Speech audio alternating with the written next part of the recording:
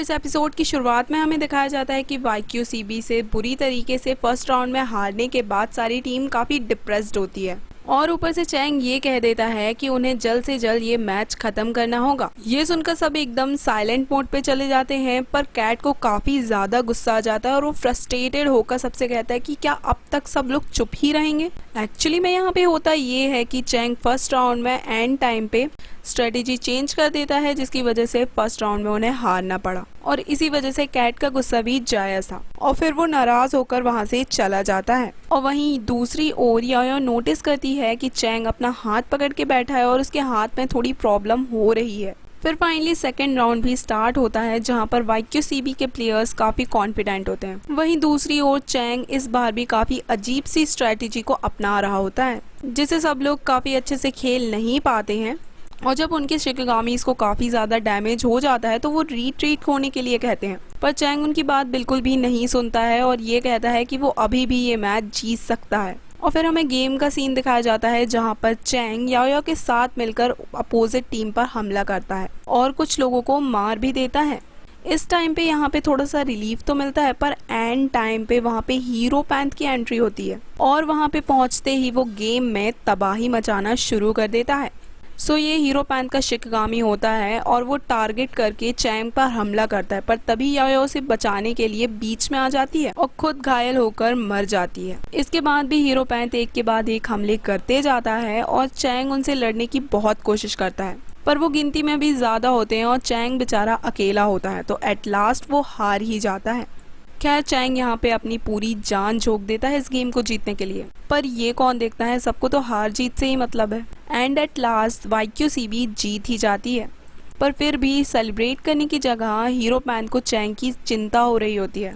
ZGDX पूरी तरीके से निराश होती है और काफ़ी फ्रस्ट्रेटेड भी होती है और हीरो पैंथ याओ से मिलता है और उसे चैंग की देखभाल करने के लिए कहता है और उसकी स्किल्स की भी काफ़ी तारीफ करता है। फिर फाइनली पूरी टीम बेस कैंप पहुंच जाती है और रूई उन्हें मोटिवेट करने की कोशिश करता है, ये कहकर कि ये लास्ट मैच नहीं था, पर इतने में ही उसे कॉल आता है और वो कॉल अटेंड करने के लिए वहां चला जाता है। और यूमिंग सबसे कहता है कि चलो कोई बात नहीं, तुम लोग अभी जाके सो जाओ, हम कल बैठ के एनालाइज करेंगे कि हमसे कहाँ गलती हुई। और ये सुन के कैट को गुस्सा आ जाता है और वो कहता है कि हम पहले अपनी गलती को एनालाइज करने से पहले क्या तुम्हें नहीं लगता कि हमें किसी से कुछ पूछ लेना चाहिए। यहाँ पे वो इनडायरेक्टली चैंग को इंटेरोगेट करने की बात कह रहा था, जिसके लिए के उसे रोकता है और फिर चैंग उसका इशारा समझते हुए उन्हें इग्नोर करके वहाँ से जाने की कोशिश करता है, पर कैट उसे रोक लेता है और उससे सवाल करने लगता है कि आखिर वो इतने दिनों से रोज ट्रेनिंग छोड़ के कहाँ जाता था। और वो मानता है कि वो कैप्टन है, पर उसे यूमिंग की स्ट्रेटेजी को चेंज करने का किसने हक दिया, वो भी एंड टाइम पे। और आज तुम मैच स्टार्ट होने से पहले यूमिंग से अकेले में जाके क्या बात कर रहे थे, क्या तुम इस सब के लिए कोई एक्सप्लेनेशन नहीं दोगे। तो इस पे यूमिंग सबको बताता है कि मैच से पहले चैंग उससे मिलने आया था और उसने मुझसे वहां पे आके ये कहा कि वो सेम शिकगामी यूज नहीं करना चाहता है और कोई दूसरा शिकगामी यूज करेगा, पर यूमिंग ने ये स्ट्रेटेजी चेंज करने के लिए मना भी किया था क्योंकि उनके पास अब टाइम नहीं था। पर चैंग इसके लिए कोई रीजन भी उसे नहीं बताता है और वो कहता है कि उसे वो शिकगामी यूज नहीं करना और यूमिंग से बस इतना कहता है कि उसे जल्द से जल्द ये मैच खत्म करना। तो यूमिंग उससे कहता है कि मैंने तुम्हें पहले ही बताया था कि ये मैच काफी लंबा चलेगा और तुम्हें इस मैच को हैंडल करने के लिए एंड्योरेंस और स्टैमिना चाहिए होगा। चैंग से पूछता है कि आखिर तुम ये मैच जल्दी खत्म क्यों करना चाहते हो, पर चैंग उसे कोई भी एक्सप्लेनेशन नहीं देता। एंड बैक टू प्रेजेंट वो चैंग से पूछता है रीजन कि उसने आखिर वो शिकगामी यूज क्यों किया, पर फिर भी चैंग कुछ भी एक्सप्लेन नहीं करता है और चुपचाप वहाँ पे खड़ा होता है। उसे ऐसा देखकर याओ तुरंत उसके पास आती है और सबको एक्सप्लेन करती है कि तुम सब लोग चैंग को गलत समझ रहे हो, क्योंकि एक्चुअली में उसे हाथ में थोड़ी सी प्रॉब्लम हो रही है और इसी वजह से वो ज्यादा लंबे गेम नहीं खेल सकता। और एक रात पहले ट्रेनिंग मैच हारने के बाद भी ये पूरी रात जग के प्रैक्टिस की थी। ये सुनने के बाद कैट उससे पूछता है कि तो तुम्हारे हाथ में इंजरी थी तो तुमने सबको बताया क्यों नहीं, क्या हम लोग तुम्हें रेस्ट नहीं करने देते, क्या हम तुम पे प्रेशर डालते कि तुम वही शिकगामी यूज करो। जब तुम वो मैच हारना नहीं चाहते थे तो तुम ट्रेनिंग में पार्टिसिपेट क्यों नहीं करते थे, पूरे पूरे दिन तुम आखिर कहाँ घूमते रहते थे। फिर इतने में ही रूई वहां पे एंटर करता है और सबको बताता है कि चैंग याओ का मैटर सुलझाने के लिए बाहर रहता था और उसी के कॉन्टैक्ट्स की वजह से हमने उस लड़की को ढूंढ निकाला है और अब वो पुलिस के कब्जे में है। एक्चुअली में ये बात पूरी किसी को भी नहीं पता होती है, तो ये सुन के सब शॉक्ड हो जाते हैं और चैंग वहाँ से जाने लगता है। पर कैट उसे एक बार फिर से रोकता है और कहता है कि अगर रूई अभी कॉल नहीं उठाता तो क्या तुम हमें कोई भी रीज़न नहीं देते, और उससे कहता है कि तुम हमेशा ऐसा ही करते हो, तुम सारी रिस्पॉन्सिबिलिटीज खुद लेना चाहते हो, तुम हमसे कभी भी कुछ शेयर नहीं करते हो,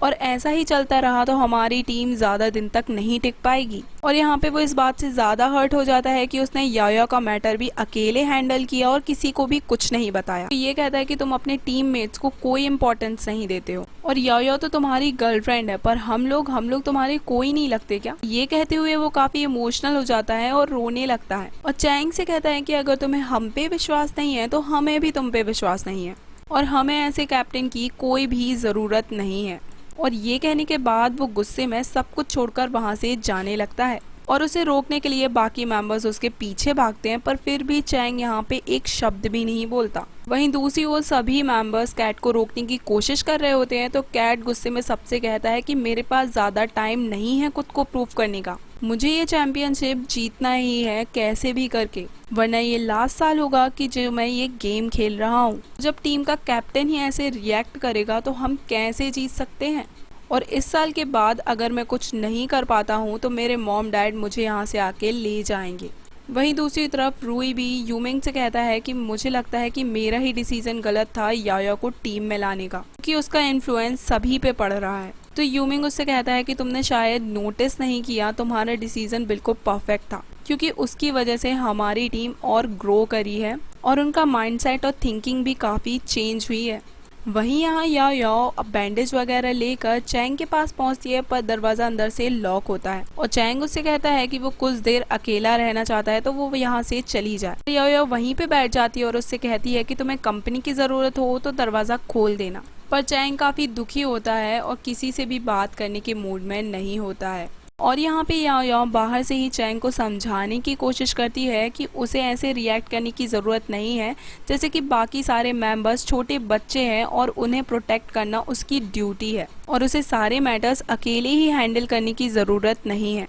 आखिर वो भी तो एक ह्यूमन है और उसे परफेक्ट बनने की कोई भी ज़रूरत नहीं है, वो भी अपने दुख दर्द अपने मेंबर्स से शेयर कर सकता है। चैंग भी दूसरी तरफ बैठकर याओ की बातें सुन रहा होता है और उसे भी रियलाइज होता है कि उसे सारी बातें खुद हैंडल करने की ज़रूरत नहीं है, और फिर याओ उसे हर चीज़ के लिए थैंक्स कहती है, जैसे कि उसने पब्लिकली सबके सामने उनकी इस रिलेशनशिप को अनाउंस किया। वो उसे बताती है कि एज अ गर्लफ्रेंड वो इस बात से काफ़ी ज़्यादा खुश हुई थी, और वो उससे कहती है कि अगर कैट आज ये टीम छोड़कर चला जाता है तो उसके लिए वो खुद को ब्लेम करेगी, और वो इस चीज़ के लिए चैंग को कभी भी माफ़ नहीं करेगी। आखिरकार सारी गलती तो अकेले चैंग की ही होगी। इस पे चैंग उसकी सारी बातें समझ जाता है और उससे कहता है गलती मेरी है ना। और याओ उससे कहती है कि ऑफ कोर्स तुम्हारी ही गलती है, तुम्हें उससे जाकर मनाना चाहिए। तो चैंग उससे कहता है तुम्हें रोने की ज़रूरत नहीं है, और उससे कहता है कि मुझे पता है कि मुझे सारी चीज़ें अकेले हैंडल करने की ज़रूरत नहीं है, पर मैं हमेशा से सारी चीज़ें अकेले हैंडल करने की कोशिश करता हूँ।